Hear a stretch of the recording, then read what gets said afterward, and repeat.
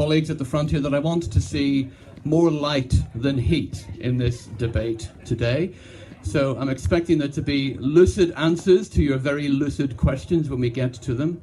I'm delighted to have both George and Neil with us today. And I would say, having worked with them for a number of years, that they are great friends of the industry.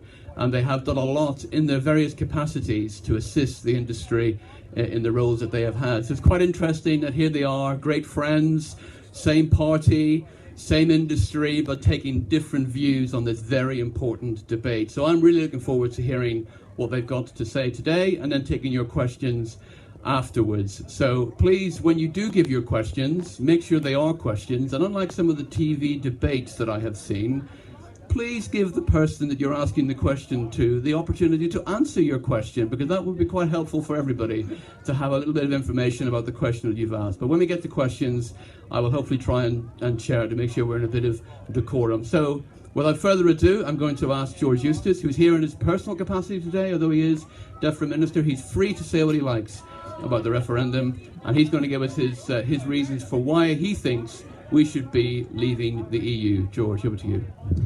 Well, thank you very much, George. Can I again thank the TFA and Towergate for hosting this as well. And it is the first of a number of these. We've got, you're all ahead of the NFU, ahead of the CLA, filling up the rear later on today. But it's certainly the biggest topic that we've got at all the agricultural shows this year. And I wanted to start by saying that for the last 15 years, I'm somebody who was actually up for the idea of renegotiating our relationship with the EU and then maybe staying in, maybe limiting it, paring it back to predominantly a trading organisation, taking back control of our budgets, getting rid of some of the court judgments that we have interfering in our policy. I was up for doing that. And indeed, I helped David Cameron write his Bloomberg speech in 2013, where he set out his agenda to reform the EU. But I'm afraid the truth is, we didn't get a reform. A decision was taken last autumn. Diplomats were advising the Prime Minister that it was not negotiable. We couldn't take back control of our farming policy or structural funds. We weren't able to curtail the powers of the European Court, and we weren't able to get ourselves out of a lot of these directives which lead to clunky lawmaking. So that left me in a position really of saying, if reform is impossible within the European Union, then for me, we're placed in a binary decision. The only alternative is to vote leave, to end the supremacy of EU law, and to replace our current membership of the EU instead with a new type of UK-EU partnership. And at the heart of this debate is really one simple question, and it's, is it better to have a seat at the table where you maybe sometimes have some influence over events, or is it better to actually have control and the ability to decide things and to get things done and to change things when change is required? And from my mind, the ability to change things and get things done in politics carries with it a very high premium. Control matters. We can get things done, we can change things. And if you look at our relationship with the European Union over the last 20 years or so, the bits that we cherish most of all, the bits that we really value, and that you'll hear the Prime Minister talk about, isn't where we've opted into things in Europe, it's where we've got opt-outs. Margaret Thatcher opted out of a chunk of the EU budget, and to this day, protecting the British rebate and that part of the opt-out is the #1 priority for the Treasury. We all thank our lucky stars that this country was not stupid enough to listen to Tony Blair and join the euro. And as we see the current crisis and chaos with immigration in the European Union, we thank our lucky stars too that we weren't stupid enough to sign up to Schengen, because at least that gives us some ability to check people on our borders, even though we can't stop them coming in here. And for me, as we face this referendum, we ought to ask ourselves a question. If it's the case, as it is, that we have never ever opted out of anything in the European Union and regretted it, if it's the case that wherever we've opted out, be it opting out of the euro, opting out of Schengen, or opting out of some of that budget, we've been able, time and time again, to deliver better policy outcomes by taking control. What are the other areas where, frankly, it would be better if we took back control? And in fact, in this referendum, we should ask ourselves a really big question. Why don't we opt out of the whole lot of it and take back control and put in place instead a new type of partnership? The second thing for me is that having been farming minister now for 2.5 years, I have wrestled day in, day out with insane levels of regulation and bureaucracy coming from Brussels. And I can just give you a few examples. When I first joined DEFRA, one of the things you have to do as minister is sign off the final RPA appeals. Now, those of you who are farmers know what it's like when you get stung for cross-compliance, or your form gets lost in the post, so everyone's told you're not going to be paid that year. I had one case that came to me, and you see, this was a farmer whose wife had always done the paperwork on the farm, but she had sadly died of cancer that year. And with everything going on in his life, he had missed the deadline for getting his form in. And you know, at every level of appeal, people said exactly the same thing. They said that although they felt tremendous sympathy for this farmer, due to strict EU rules, he could not be paid. Now, I disagreed with that, so I sent it back and said, show some compassion, just get on and pay him. And 2 days later, I had an army of worried-looking lawyers and officials troop into my office to tell me that if I did that, I could well be opening the country up to fines of £20 million for that one decision alone. And what happened next is we argued about it for 6 months until in the end I finally got my way, and I said, I don't care if we all get fined, just pay him. So he was paid. But the truth about European regulation is trying to do the simplest of things. In that case, just taking a compassionate decision to pay a farmer whose wife had died of cancer becomes incredibly complicated, and you need armies of lawyers to trawl over it and worry about it. And this is the truth. It creates a culture of perpetual legal jeopardy in a department like DEFRA. My officials live in constant fear, day in, day out, that we're going to get fined by a country, that we're going to get infraction risk from the EU, constantly a fear of being fined and being sued. And it's not conducive to good policy making, because rather than thinking through from first principles about what does a good policy look like for farming, instead our officials spend their days run ragged, fretting over whether we are obeying this or that EU regulation. I had another farmer came to me a couple of months ago, and the field margin, which as you'll know under cross compliance is supposed to be 2 meters wide, a sprayer operator had accidentally drifted onto that buffer strip on one part of the field, so it wasn't 2 meters throughout the field. For a small section it was 1.8 metres. As a result of that, he was fined £7,000. There was no way we could change that fine, because that is what is prescribed in the cross-compliance rules in the EU. At the moment, we are fighting the European Commission at the ECJ over a row over ear tags. In some parts of the country, including here in the West Country, but importantly in Wales, farmers decide that the second ear tag on their cattle, they have the small metal clip, the small metal clip that means that if both tags go missing, or they won't go missing because they've always got one. We've always allowed a second ear tag to be different specification to the primary ear tag. The European Commission are now telling us that's against the law. So as a result, we are spending tens of thousands of pounds, and officials in DEFRA, who've got a lot of other things we should be worrying about, are run ragged having an argument with the Commission about the size of ear tags. Again, it just should not be this ridiculous. And all of the problems we've had this year, with all the new record keeping, having to record livestock stocking densities, having to record how much fertiliser goes on the farm for those Pillar 2 environmental stewardship schemes, all of that is because of auditing requirements laid down by the European Commission. It's causing huge disruption. It's driving farmers away from these environmental stewardship schemes. And there's more coming as well. We have a discussion going on in DEFRA at the moment because the European Commission, guess what, threatening us with infraction again because they want us to designate the entire country an NVZ, a nitrogen vulnerable zone. We've already got about 65% of the country that's an NVZ, predominantly in the east and the Midlands, but they now want to designate the whole country, including here in the West Country, an NVZ with all of the paperwork that entails. For the last 2 years, I fought a rearguard action to stop the removal of our derogation for small fields when it comes to buffer strips. Particularly here in Cornwall, you'll know if you've got fields that are under 2 hectares and you're cultivating them, you don't need to keep the 2 metre margin around the field for a very good reason. We want to reward and recognise farmers who didn't smash all their hedges up decades ago who've kept their small fields, and hedges are vitally important habitats. But guess what? The Commission is saying that's unacceptable. They want us to force every farmer, including farmers with fields of just an acre, to put a 2-metre margin around them. Now, for all these reasons, I just think we could do far better if we removed all of this over-prescriptive EU regulation and made our own laws again. We could think things through afresh, start with a clean sheet of paper, not just dump policy on everyone from on high, but really work with farmers to come up with a coherent policy that delivers. And for the Remain side, there's 2 points that they often make. One is that there's no guarantee we can protect the budget. Well, look, if we stop sending £18 billion a year to the European Commission, we will have more than enough money to fund our own agricultural policy. At the moment, it's mad. We send that money out there, convert it into euros, create a totally unnecessary exchange rate risk, only get half of it back, by the way, and it comes back with all sorts of strings attached and auditors crawling through our hair and fining us £100 million a year for things they don't like. The second point that I'd make relates to trade.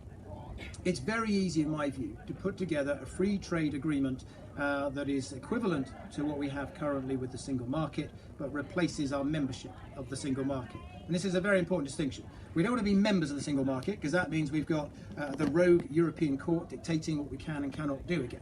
But what we do want is access to the single market, just as countries such as Norway and Iceland and Switzerland also have access to that market. And it's quite easy to put in place. Some people say, well, it'll take 7 years to negotiate that. I completely disagree with that. Our starting point is we're in the single market now. There's a high degree of legal equivalence and legal compatibility on things like food standards, labelling requirements, our approach to animal welfare. Culturally, we're quite similar to the rest of the European Union, and it's very easy, in my view, to recognise equivalence. And I've done a little bit of thinking over the last month, and I've met all sorts of different organisations, including George, including the NFU and the CLA and lots of the NGOs, to start thinking about what we could do differently if we had our own farm policy. And one of the things I'm interested in exploring is whether we could do something similar to Canada, where they have government-backed, government-paid-for insurance schemes that protect farmers' incomes in times of catastrophe. So if there's a major weather event or a slump on the markets, those insurance policies pay out to buffer farmer against their risk. And I think this could be really powerful, because farmers want to earn their money from the market, but they do need a helping hand and a safety net when a disaster strikes. And if we want farmers to have the confidence to invest in capital and gear for the future, we've got to be able to help them mitigate and manage risk. So I'd have one strand that's around risk management. I would like to replace the current area payment that we've got with something very different, where we would have an area-based payment for farmers who sign up to accreditation schemes. Perhaps the Rivers Trust could help put together some catchment-sensitive farming schemes. Perhaps we could involve people in terms of particular approaches to soil management, and you just reward farmers for the actual bit they do for the environment and not muddle it up with cross-compliance as we've got now. I would abolish the cross-compliance system altogether. I think it's an absolutely indefensible system of rough justice. You know, if the Environment Agency have got a problem, or the RPA have got a problem with something you're doing on your farm, they should give you a warning first of all, and if you ignore the warning, you should get an improvement notice or an enforcement notice, and if you ignore everything right up to that, well then you might end up in court and you might end up with a fine. But this era of the RPA coming around with a clipboard and just stinging you for a 3% fine willy-nilly without any real recourse, to my mind, is indefensible, it's wrong, and it has to go. So I think we've got lots and lots of opportunities if we have the courage to make this decision and to leave the European Union. And we've only got one shot at this. You know, if we allow ourselves to be bullied and browbeaten and scared into ducking this decision and just voting to remain, well, the EU, they'll just think we're a soft touch. They think we're not serious. We'll get another raft of regulation like that NVZ regulation coming down the tracks. We won't have the authority to stop it. But if we've got the courage to vote to leave, we've got the opportunity to really deliver change for our farming, and my God, it does need change. Thank you.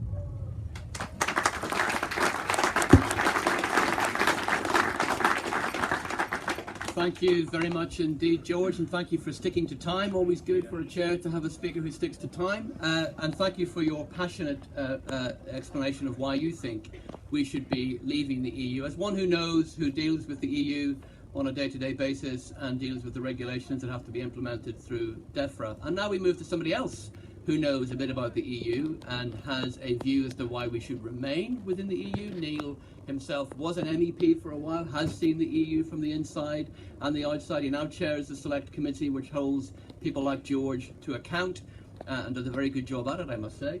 And Neil now has the floor for the next 15 minutes to let us know why he thinks we should be staying within the EU. Thank you, Neil. Okay, well, thank you, George, very much. It is a great pleasure to be back here in Cornwall. And, of course, George and I, and George Eustice, that is, and George Dunn, we are great friends. And so, therefore, you know, when we have this argument today, we want to try and sort of stick to the facts, because in the end, whether we are in or out, both he and I will fight for agriculture to the last drop of blood in us. And so, if we were to come out, then I'd be the first one to get in there and work with him to create an agricultural policy. But I think what I want to say to you this morning is be careful for what you wish for. Because I was elected as an MEP in 99, and I stayed there from 99 to 2009, and I chaired the European Agriculture Committee from 2007 to 2009. And during that period of a Labour government, I saw them fight all the reforms of Fischler all the way through. All the ideas of the single farm payment, now the basic farm payment, all those things were driven by the Treasury. We don't want Britain to have to pay that money. We don't want that to happen. And so therefore, what you've got to remember is that come out of Europe, and George, you know, I've got every sincere belief in he believes his new policy, but I don't think he will have the money to implement his new policy, for the simple reason that come out of the EU, that immediately goes into a public sector spending round. And there will be, if we come out of the EU, there will be for a while a shock to the economy of this country. Now, how long it lasts, we can argue all morning, but it will, that much I think we can agree on. So when the government is short of money, do you actually think it's going to actually pile that back into farming, or do you think it's actually going to pile that money back into the health service, into education and into defence? Because George and I, many of us representing rural seats, can go there and fight in Westminster, but there's an awful lot of other MPs who will want that spent in a different direction. You then take not only the basic farm payment that we get, and don't forget, this money is actually ring-fenced.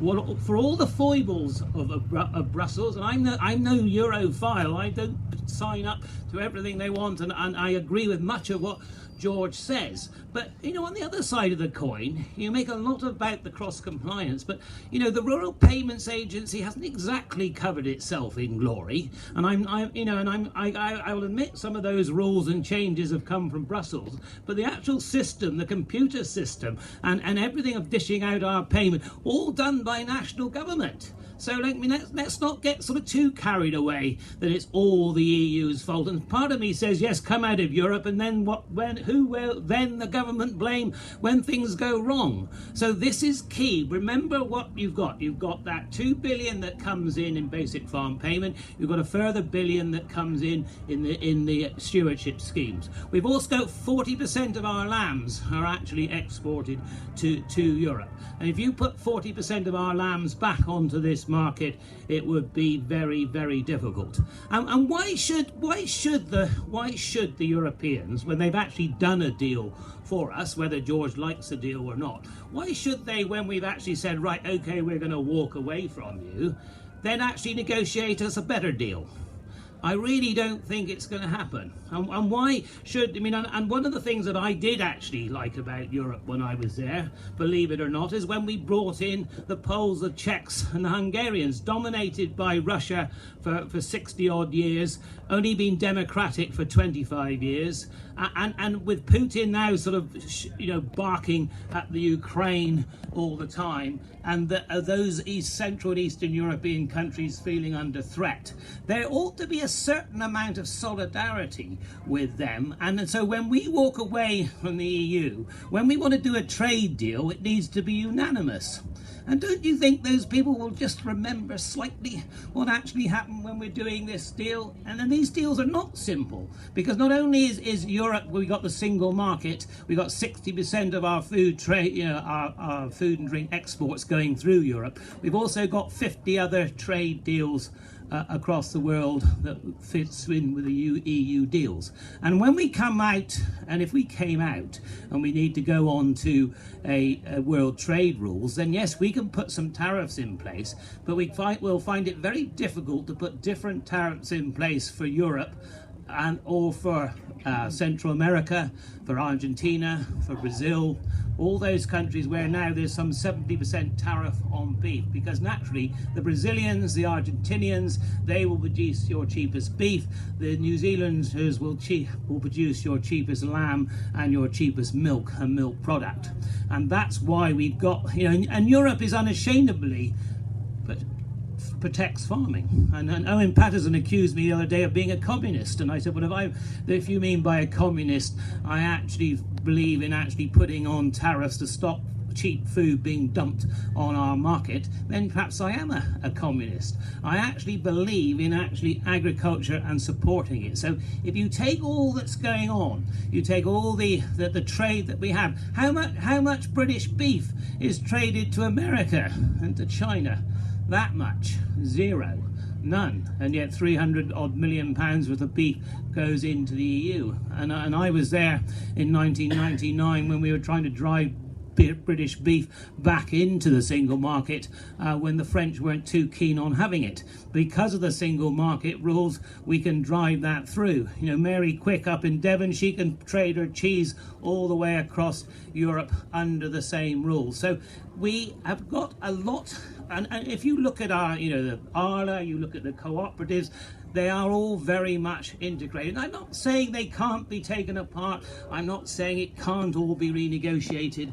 But why would you renegotiate it? So when you go in what now was it? About 11, 12, 13 days time, and you're hovering above whether you want to remain or whether you want to Brexit, then just think about farming, think about the basic farm payment, think about the trade that we've got, over £1 billion worth of dairy and poultry trade, £1.5 billion of cereals traded through the European Union, a payment that comes to you, that will come to you with all its foibles, with all its problems, I accept that, but it is actually guaranteed. Take that away into that marvellous treasury. Will you still get it? I very much doubt it. Will it still be the same? And George has got some very interesting ideas about environmental policy and who's going to be running environmental policy. And that the basic farm payment comes very much via Europe, because they actually believe in agriculture, they actually believe in food production, and they actually believe in trying to protect their farmers across Europe, rightly or wrongly. And so, like I said, all those steps are there. And like I said, and the final plea, like I said, I have a poultry factory in Willand in the constituency. Two sisters now, was Lloyd Maunders. Nearly 1 million poultry a week go through that unit, and there are 75% of that workforce is Central and Eastern European. I haven't actually got them queuing up in Tiverton to actually come and replace those workers. So provided we've got an agreement that we're not in Schengen, so we can control our borders, at least we know who's coming in, or theoretically we should do, we can actually use this workforce, and we've got, the Prime Minister's got the agreement not to pay them benefits in the first 4 years, and they will be paid at the rate that comes from their country. And if these people are actually coming in to actually help this country and actually grow this economy, then they are actually doing us great good. And then from a security point of view and looking forward in the world, I actually think we can influence the world more by being part of the EU and being being very much British than we can just walking away from it. It's an easy one to walk away from these things. Like I said, it may be perhaps easy enough to divorce, but if we want to remarry, it may be quite difficult. So just think about those things when you come to vote. Thank you very much.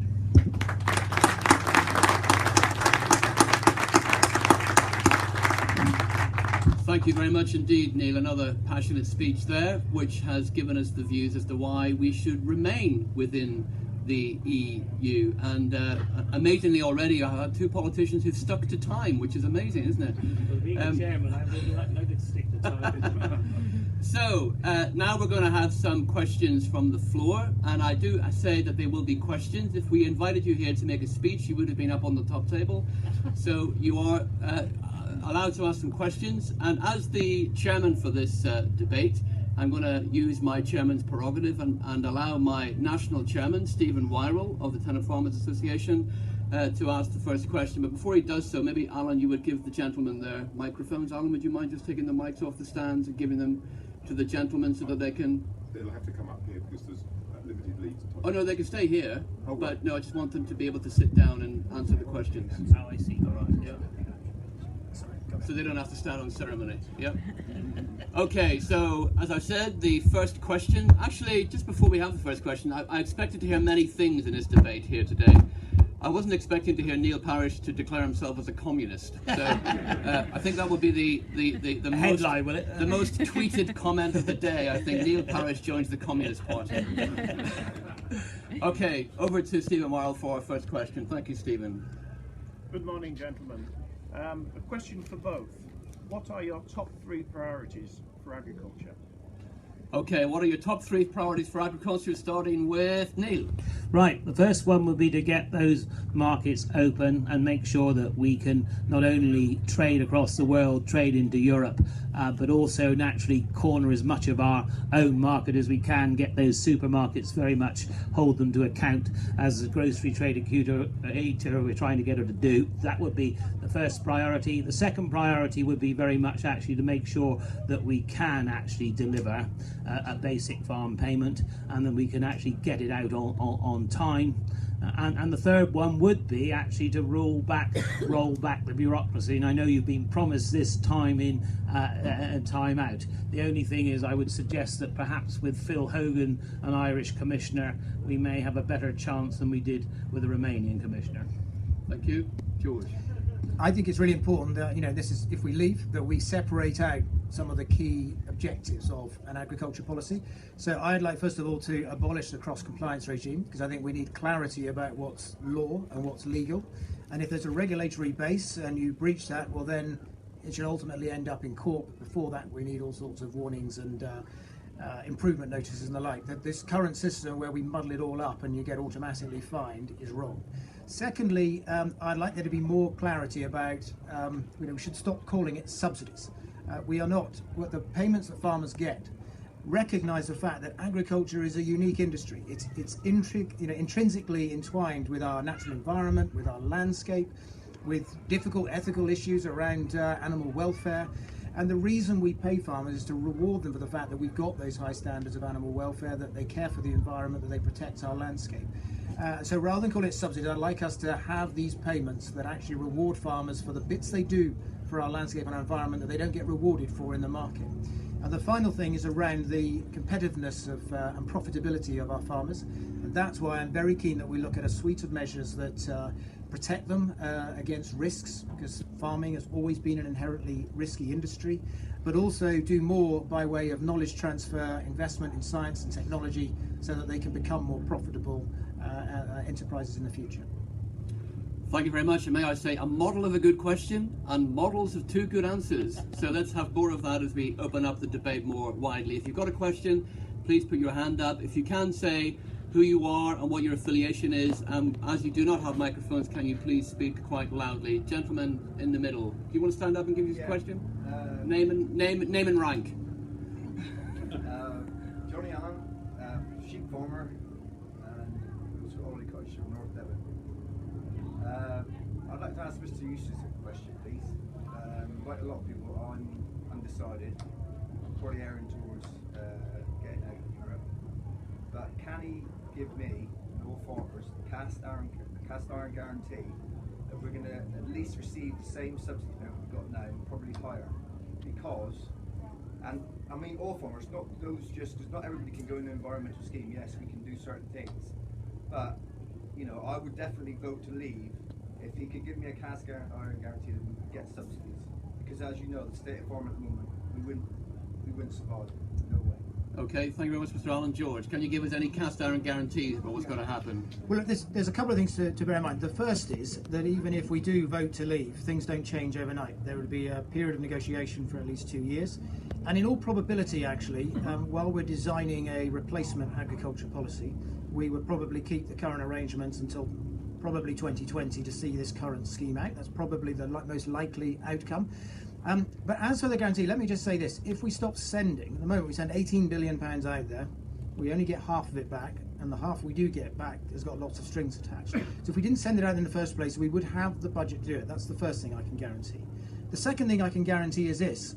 If George Osborne were to attempt over the next year or so to bring forward a budget that said we're going to hang farming out to dry and stop spending money on agriculture, that budget would be voted down. Now, you've seen in the last 6 months, there have been occasions when the Treasury have come up with some idea of things they wanted to change on the benefit system or tax credits, and Parliament voted it down. So it's not the Treasury that decides how much money is spent. Parliament decides, and all the Treasury can do is make recommendations. Now, every minister on the Leave side of this debate has been clear that we will continue to support farming to at least the same level as we do now. And I routinely come across dozens and dozens of Conservative MPs in rural seats who say to me, if we leave, it's vital that we continue to support agriculture because they've got rural constituencies. And you know, it's a myth that no one cares about farming environment. People are they're passionate about our environment. The reason all the supermarkets try to source British food whenever they can is there's consumer demand for that. There's a lot of empathy and support for our farming industry and for our environment. So I believe, yes, we would continue to support it at the same level, but we could spend the money better without all the deadweight costs and exchange rate risks of running it through Europe. Let me put that question to Neil, but in a slightly different way. Let's say we remain within the EU, Neil, and in the next reform of the CAP, it becomes not compulsory for member states to pay subsidies, but under subsidiarity, member states can choose whether to give subsidies. How can you convince us that it would be a cast iron guarantee that our government would support us in that situation? Well, I suppose the argument there would be it would be precisely the same, because if it was a choice of our government to make those payments or not, there would be the same coalition of MPs that would support farming in order to get that out. So therefore that would be guaranteed. And what I would say to you is that if whatever the reforms of CAP are concerned, is you've got to remember that those member states like France, like Germany, like Spain, like Poland will be going in there to fight for a further agricultural payment. Our government will be going in to actually do away with those payments and change them. You see, everything we've heard from George this morning is not about a basic farm payment. You haven't been offered a basic farm payment. You've been offered an environmental payment of some sort that's controlled by some NGO somewhere or other. So just think about it as far as agriculture is concerned. And you see, the leading Brexit campaigners, you know, here in Cornwall, I'm sure, and across the, you know, in the Bath and West or the Devon County, they will talk about farm payments. You don't hear them talking about it nationally. You talk about the savings going on in NHS and everywhere else. And George will genuinely fight for it. I'm not fighting with George over it, but I think we've got to be realistic about politics. And you've been farming a long time. I farmed for 25, 30 years before I'm doing what I'm doing now, rightly or wrongly. And that during that period, you've seen a series of different governments with a series of different agendas. But what you have had, for all its foibles, is a farm payment. And those farm payments will carry on. And I would just suggest to you that they are more secure inside Europe than they are outside Europe. And that's just the thought, the seed that I will sow in your mind. Neil's right, isn't he, George, that the payments are safer within Europe, aren't they? Well, the one thing I just want to pick up is on this single farm payment point. I'm clear that we would spend the same amount of money, but we would spend it better and differently. And in my opening remarks, I outlined, for instance, the potential of government-backed insurance schemes so that farmers would have support when they needed it, when things went badly wrong. And then, yes, you would reward them for work that they do that they currently don't get rewarded for in the market. But if you look at the single farm payment, I met a tenant farmer the other day, real go-ahead young lad in his 30s, running a very good beef operation. But he said to me, I don't care. He said, you can get rid of the subsidies and single farm payment because I don't get it anyway. My landlord gets it. And what you're seeing at the moment is very large payments. We've got quite a number each year of over £1 million a year going to some of the wealthiest landowners in the country. And then we've got another tranche of 500,000 plus a year going to very large landowners, often whom are not even running the enterprise. They're off pheasant shooting while somebody else is actually doing the work through some contract farming agreement. And it's time for us to question whether this is the right way to do it. And I think there are better ways of doing it. The truth is that the current structure, the single farm payment, doesn't help smaller farmers, doesn't help tenant farmers the way it does very large wealthy landowners. And you do have to, if you're going to redesign agricultural policy, you do have to ask a question about what is sensible. And it is a little bit upside down to have a benefit system that pays you more money depending on how much land you own and how much wealth you have. There are better, more coherent ways of paying that money out through helping farmers manage risk, through rewarding farmers for what they do on their land for the environment. Okay, Neil wants to come back. Just 1 minute, Neil. You've got 1 minute. No, very quickly. I'll just throw the gauntlet down. You can actually work out what a working farmer is. And if you really want to change that, George, you can, even under the present system. But it's a brave government that will do that. But you could make sure it's a working farmer, because that's what Fishner wanted when he first started this. And we've actually interpreted it over the years to put it on the land. Now, that's fine. And there's many people in here with mixed views, I suspect, over that. But like I said, if you actually wanted to make sure the working farmer had it, you could. Yeah, but the way they've done it, though, just very fine. The way they've tried to do it is a classic, clunky, ridiculous Brussels way, which is to try to regulate and define what a working farmer is. Whereas what I'm saying is, if you design a policy that inherently just rewards working farmers because it's helping manage risk, so the farmers who are putting their money on the line, buying livestock, planting crops, they're the ones that have access to the support. Okay. Then you're naturally enough. Our politicians are beginning to misbehave at the front here. I'm very sorry. Okay, we're going to go to our second question, please. Who has the next question? There's a hand here in the middle, and then we'll come to you in the middle. So please say who you are and where you come from. Right, Anthony Brewer from Boscastle, North Cornwall. In the 1980s, we were 75% self-sufficient in food in this country, and in 2013 we were 61%. We're probably well below 50 now, or I would imagine we're close to 50 or just below. My question to both gentlemen is, no doubt there's a variation of farmers in this room, dairy farmers, beef and sheep, whatever. They've all taken a massive cut in their income in the last 18 months. Dairy more so than anything else. Now, the politicians have ordered themselves a wage increase not that long ago. You tell a dairy farmer that he's going to take a 30 or 40% cut in his income. Now, following on from that, what's the question, Mr. Brewer? hang on, indirectly, we pay your wages. We never gave you an increase, but would you take a 30% cut in your income? Okay, so Mr. Brewer is talking about self-sufficiency and the reduction of self-sufficiency and what we're going to do about that. And would the politicians at the front take a 30% reduction in their income if the market said that that's all they deserved to get? Let's start with George on that one. Well, let's deal with the pay thing up front. The pay, MPs' pay, that's done now by an independent panel with nothing to do with MPs at all. And that was because people said it's wrong that MPs vote and decide their own pay. So years ago they said, let's take it right out from MPs and have an independent panel. Then some independent panel has suggested that. To answer your question, I took a 30% cut to become an MP. The job I was doing before paid 30% more than MP, so yes, I've done that, and I've done it because I wanted to be an MP and try to put something back for the place where I grew up. As for self-sufficiency, I want to see that go up, and the way we do that is by having a coherent agricultural policy that helps farmers manage risk so they've got the confidence to invest in the future, that gives young people the incentive to want to join this industry. So it's not always on its knees and losing money. It's something that's profitable, that it's exciting, that's got a future. And that is why I think we need to take back control of our policy so that we can really design something that works for the future, that works for our own industry. Okay, Neil? Yeah, performance-related pay for MPs would be interesting, wouldn't it? Especially if you had to decide our performance and how much we got to pay. I don't know if I want to particularly go down that route. But seriously, I think the issue about self-sufficiency is actually cornering more and more of our market.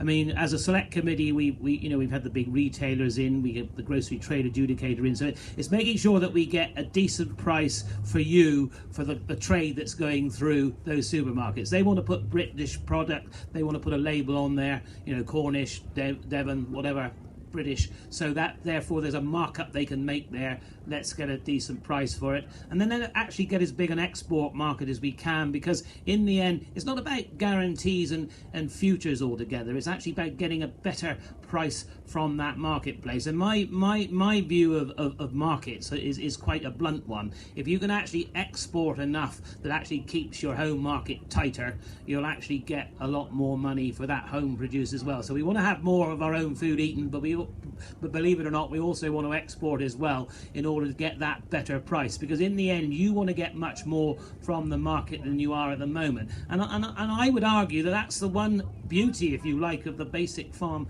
payment, is you get that whatever happens. You choose to farm how you decide to farm, keep what cattle, decide your farming policy, and then but we got to try and make the market work better, and that's what and I think George and I would probably, that's one thing we would probably agree on. Okay, lovely, thank you for that. Yes, question at the front, so your name and your affiliation, please. Yes, John Hutchings, my name, West Dorset dairy farmer. I would like to ask, particularly George, farming is a long-term business. Now, we've had previous governments where the ministers have been vegetarians who don't necessarily think too much of farmers. So all very fine for you to sit here and say what we're going to be having, but you will only be there for 4 years, hopefully longer. There's no guarantee. Should the things change, at least with Europe, you've got a certain amount of protection. Do you see that future governments would follow what you suggest? Okay, the question is that given that politicians in the UK are around for a short period of time, and there are those politicians who have not in the past perhaps been so supportive of the industry, does George see that the industry would be well supported outside of the EU? George? If we leave the EU, my plan will be to put in place a coherent agricultural policy that it's politically not possible for Labour to dismantle, for these reasons. If you've designed a policy, as I said, that's around mitigating farmers' risks and protecting them when their incomes collapse, rather than writing cheques of £1 million to the wealthiest landowners, that's hard for a Labour government to disagree with that approach. If you put in place a policy that actually really is delivering for our environment, that's improving our watercourses, improving soil management, improving habitats, seeing a recovery in farmland birds, is Kerry McCarthy going to come in and say, I don't care about any of this environment stuff, I'm just going to shut all that down? And finally, if you put in place a policy, as I want to, that starts to recognise, more than we do now, improvements in animal welfare, so rewarding farmers for animal welfare friendly practices, so we don't just have higher regulation here and then expose them to competition from places like New Zealand. We actually recognise and reward farmers financially for going above a regulatory base. Is Kerry McCarthy, the vegan, going to come in and say, I don't care about animal welfare? So the trick in leaving is not to say we're terrified of democratic self-government, isn't democracy awful?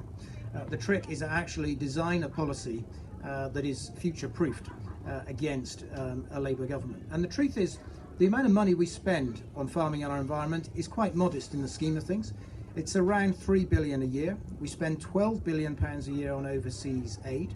We spend about £2 billion a year on culture and arts and theatres and things like that. Why wouldn't we spend £3 billion a year for our landscapes, protecting food production, the quality of our environment? It delivers many, many outcomes. It's not a huge sum of money in the scheme of things, and I actually think it is possible to design something that it'll be politically impossible for Labour to dismantle.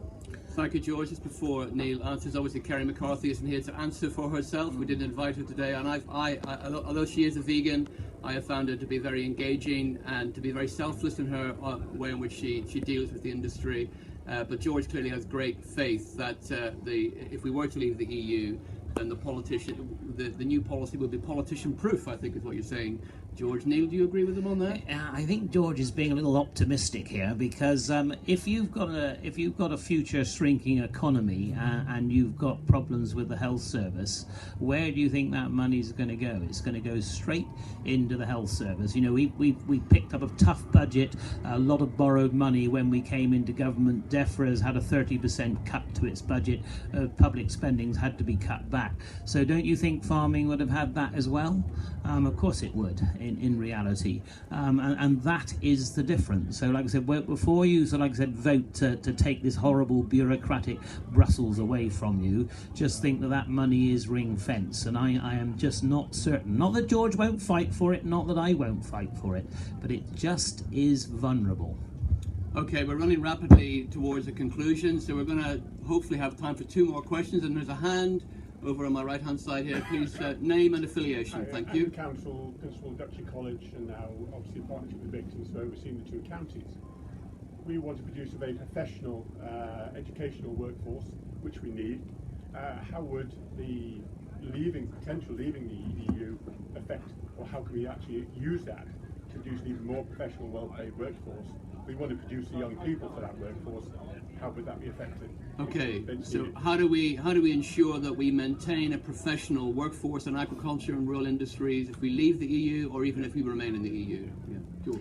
Well, look, obviously education, and including FE and HE, is something that's not overly sort of affected by the EU at the moment.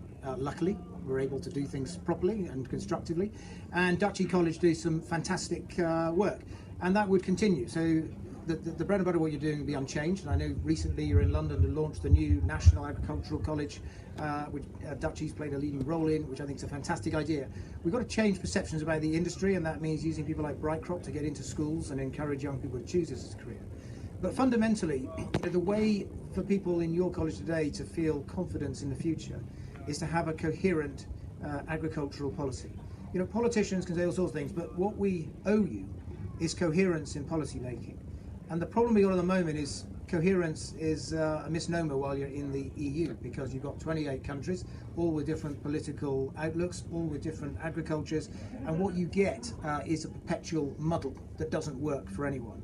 And if we came back and took back control of agricultural policy, we could put in place something that had clarity, coherence, and it would help. It would be the best guarantor for the future of our industry and the future of young people who want to join it. Neil. The best guarantee to get young people into farming is a profitable farming, and that's key, because when they're coming up to leaving school to go to college, they're really looking at a future, and so our challenge is to make sure that future is there. I think you're in the colleges, you're looking at competitive farming, you're looking at the way we can use our resources better, you are looking at all sorts of initiatives which I think are great, but I think that the key for the politicians is to make sure that farming in the future is profitable, and of course linked to the environment, linked to leisure, linked to all these things that the colleges are doing, and your agri-tourism and things like that probably we don't actually do as well in this country as they do, dare I say it, in parts of Italy and France. So sometimes, like I said, while they may all have horns when you go across the other side of the channel, sometimes we can actually look at what they're doing and actually learn from that as well. So I think there's a lot through this cooperation. I think actually we would do better to remain where we are. Okay, who would like to have the pleasure of having the final question in this debate today? Is there a hand? Oh, it's Joe Merritt on the front row. Go on, Joe. Joe, I have to say, is sponsoring the TFA stand from Bob Hicks & Co. So thank you very much indeed, Joe, for being with us today. Thank you.